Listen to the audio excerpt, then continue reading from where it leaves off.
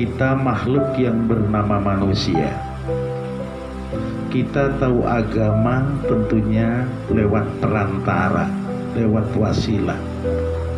Ajaran Islam ini dari Allah turun kepada Rasulullah SAW, nyampe kepada kita lewat ulama.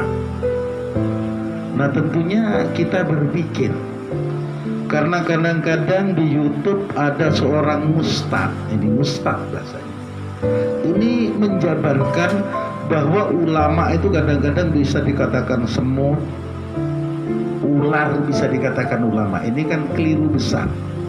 Lalu sekarang pertanyaannya, yang disebut ulama itu siapa? Nah di sini jamaah kita bersama harus paham. Ulama kalau dalam bahasa Arab itu jamak daripada kata alim. Alim itu orang yang ngerti.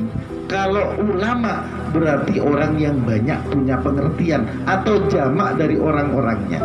Itu kalau dalam bahasa Arab. Kalau dalam bahasa Indonesia, ulama itu bisa kiai, bisa andre gurita, bisa ajengan, bisa tuan guru, bisa ustadz, bisa syekh. Ini ulama dalam bahasa Indonesia. Kalau ulama dalam bahasa Al-Quran, innama yakhshallah min ibadihil ulama. Yang dikatakan ulama menurut bahasa Al-Quran adalah orang yang takut kepada Allah. Kalau bahasa Al-Quran. Sedangkan ulama menurut bahasa hadis, al-ulama warasatul anbiya. Ulama ini adalah pewarisnya para nabi. Nah berarti kalau bahasa hadis, ulama itu adalah pewarisnya para nabi. Kalau berbicara ulama, kita tentunya akan paham dunia pesantren. Kalau sudah berbicara pesantren, kita akan paham yang namanya Nahdlatul Ulama. Kalau sudah berbicara Nahdlatul Ulama, tentunya kita akan teringat wali-walinya Allah. Karena apa? Karena berawal dari Syekh Hasyim Asy'ari, dan dia adalah murid daripada Kiai Muhammad Khalil Bangkalan. Nah sekarang Rasulullah pernah bersabda, kalau ada orang jauh dari ulama, kata Nabi, sayati zamanun ala ummati yafirruna minal ulama wal fuqaha. Ini prediksi Rasulullah, sayati zamanun, akan datang suatu masa, ala ummati, atas umatku, yang diramal adalah umatnya Muhammad, yafirruna minal ulama wal fuqaha, mereka semua lari menjauh dari ulama. Nah kalau sudah umat Muhammad menjauh dari ulama, ini ingat, Allah akan menjatuhkan 3 hal kepada orang tersebut. Pertama, yarfa'ullahul barokah min kasbihim. Allah akan mengangkat barokah dari usaha-usaha mereka. Ini pertama.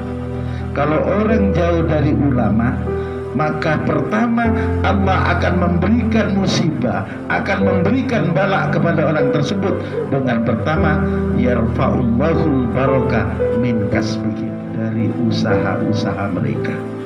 Kalau di zaman ini kita lihat orang kerja pagi, pulang sore, kadang-kadang pulang malam, banting tulang terus begitu. Kadang-kadang tidak barokah. Karena apa? Karena dia jauh dari ulama. Saat susah semua datang berkunjung kepada ulama, minta doa, semangat, mau berpikir. Tapi tatkala dia sukses, tatkala dia berhasil, melupakan ulama. Ini janji Allah. Lewat Rasulullah, sabdanya mengatakan Allah akan mengangkat barokah daripada usaha-usaha mereka.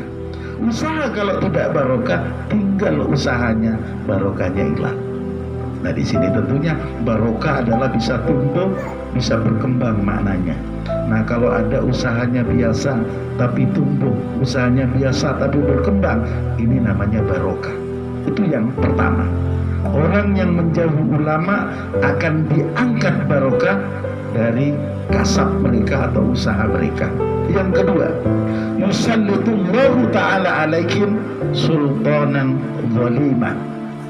Yang kedua, kalau orang jauh dari ulama, Allah akan meletakkan kepada mereka, Allah akan memberikan musibah kepada mereka sultanan zalimah, pemimpin yang zalim. Dimanapun sebuah negara, kalau sudah ulamanya kacau, artinya dikacaukan oleh sistem, maka akan lahirlah pemimpin-pemimpin yang zalim. Atau bahasa sederhananya begini, kita yang dikatakan raja dalam pribadi kita ini adalah hati.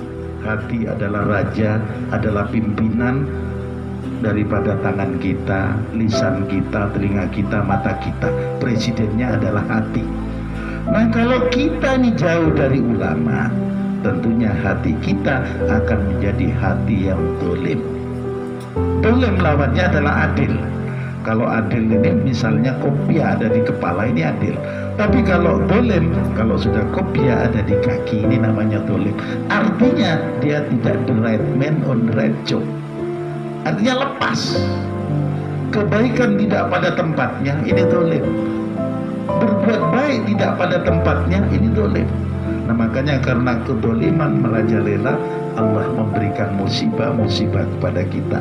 Tentunya agar kedzaliman yang kita lakukan tidak melahirkan bencana, kita harus selalu banyak beristighfar, mohon ampun kepada Allah Subhanahu wa ta'ala. Yang ketiga, kalau orang jauh dari ulama, ini yang paling bahaya. Musibah yang terakhir, yakhrujuna minad dunya bighairi iman. Mereka akan keluar dari dunia dengan tidak membawa iman. Na'udzubillahi min dzalik. Lalu pertanyaannya sekarang, kok sampai segitunya ulama? Rasulullah SAW memang sudah merintah, akrimul ulama fa innahum indallahi kurama'u mukramun. Ini kata Rasulullah, akrimul ulama, muliakanlah ulama. Ini perintah Rasulullah. Fa innahum, karena sesungguhnya ulama indallahi, di sisi Allah, kurama, itu memang sudah mulia, mukramuna, dimuliakan oleh Allah. Nah, ini ulama ini di sisi Allah dia memang sudah mulia dan dimuliakan oleh Allah. Nah, makanya kalau orang memuliakan orang yang dimuliakan Allah, termasuk orang itu tergolong orang mulia. Ini bahasa masyarakatnya. Akroma aliman fakot akromani, barang siapa memuliakan orang alim, fakot akromani, maka sungguh-sungguh dia telah memuliakan aku, kata Nabi.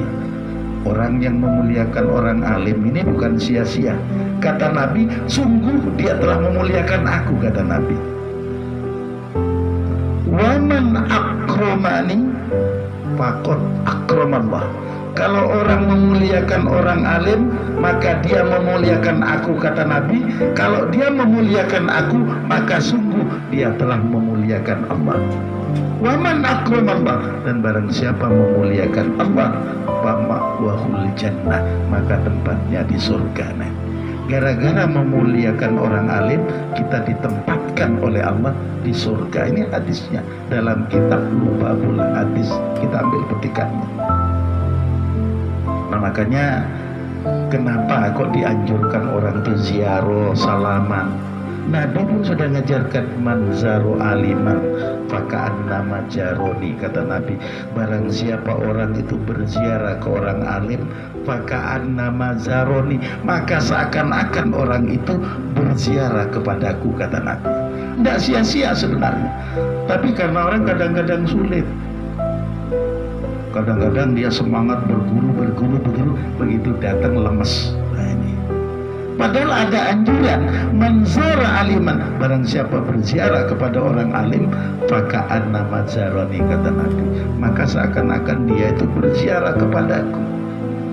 Wa man safahani, barang siapa salaman aliman, man safaha aliman, barang siapa bersalaman dengan orang alim, maka annama sofahani, maka seakan-akan bersalaman dengan aku, kata Nabi. Ini yang ngangkat bahasa salaman, ini Rasulullah. Barang siapa orang bersalaman dengan orang alim, maka seakan-akan orang tersebut bersalaman dengan aku, kata Nabi. Nah, di sini bahasanya bukan orang alim itu minta dicium tangannya, tidak. Ini memang anjuran Nabi. Waman jalasa aliman, barang siapa duduk bersama orang alim, maka annama jalasani, barang siapa orang duduk bersama orang alim, maka seakan-akan duduk bersamaku, kata Nabi. Nah, di sini makanya kan ada akhlak. Bukan berarti akhlak itu bikinan. Ini anjuran Nabi agar kita menjadi manusia yang betul-betul berakhlak. Waman jalasani, kata Nabi, dan barang siapa duduk bersamaku di dunia, ajlastuhu, maka akan mendudukkan aku terhadap orang tersebut, ma'i, bersama aku, yaumal kiamati, pada hari kiamat. Nah, Rasulullah akan mendudukkan orang itu. Kalau dia duduk dengan orang alim, tentunya dengan santun, bagus, tidak macam-macam, kan begitu. Ini kata Nabi. Nah, makanya itulah kenapa kau ulama, peranan ulama sangat luar biasa. Karena memang Nabi memuliakan ulama, sampai kata Nabi sendiri, al ulama warasatul anbiya. Ulama ini adalah pewarisnya Nabi. Kalau kita pewaris harta bapak kita, tapi ulama ini pewaris ilmunya Rasulullah, pewaris akhlaknya Rasulullah, pewaris apapun yang ada dari Rasulullah Sallallahu Alaihi Wasallam. Agak ekstrim tentang keagungan ulama ini. Man nadhara ila wajhil alim nadratan, man nadhara, barang siapa yang melihat ila wajhil alimi, kepada wajahnya orang alim, nadratan, sekali pandang aja, nadratan, fafariha biha, kemudian orang tersebut senang memandang orang alim tersebut, senang, bangga, sangat luar biasa perasaannya. Khalaqallahu ta'ala min tilkal nadrata, min tilkal nadrati malakan, dari pandangan orang tersebut Allah menciptakan satu malaikat. Ini mandang sekali dengan rasa bunga, dengan rasa karena Allah akan menciptakan malaikat untuk orang tersebut. Yastaghfiru lahu ila yaumil qiyamah, yang malaikat tersebut akan membaca istighfar untuk orang yang memandang ulama dengan hati senang. Pandangan kita nggak sia-sia. Begitu memandang orang alim dengan senang, dengan bunga, Allah akan menciptakan malaikat yang membaca istighfar untuk orang yang memandang ulama tersebut. Nah, makanya di sanalah kebersamaan kita, ilmu-ilmu kita tentunya bersama. Ini hadis yang kita petik dari Rubabul Hadis, nama kitabnya. Tentunya sangat manfaat bagi kita, sangat manfaat. Kenapa kok ulama kita muliakan? Kenapa kok ulama bukan dipertuhan, kita agungkan? Karena memang dia pewarisnya baginda Nabi Muhammad Sallallahu Alaihi Wasallam. Nah, disinilah lahir akhlak, bagaimana kita datang, bagaimana kita salaman, bagaimana kita duduk. Ini anjuran dari Rasulullah. Karena orang ini kalau ingin jadi orang mulia, tentunya bisa memuliakan orang yang dimuliakan Allah. Itu prinsip. Kalau tidak bisa memuliakan orang yang dimuliakan Allah, jangan mengharap untuk jadi orang mulia. Karena kita memuliakan tamu aja sudah kita jadi orang mulia, apalagi di luar itu. Nah, ini tentunya harapan kita agar kita bersama senantiasa memiliki akhlakul karimah. Karena tidak lepas sanad-sanad keilmuan ini biar nyambung dari ulama terus sampai ke tabi'in, ke sahabat, ke Rasulullah, yang ajaran kita dari Allah Subhanahu wa ta'ala. Terima kasih atas perhatiannya. Wassalamualaikum warahmatullahi ta'ala wabarakatuh.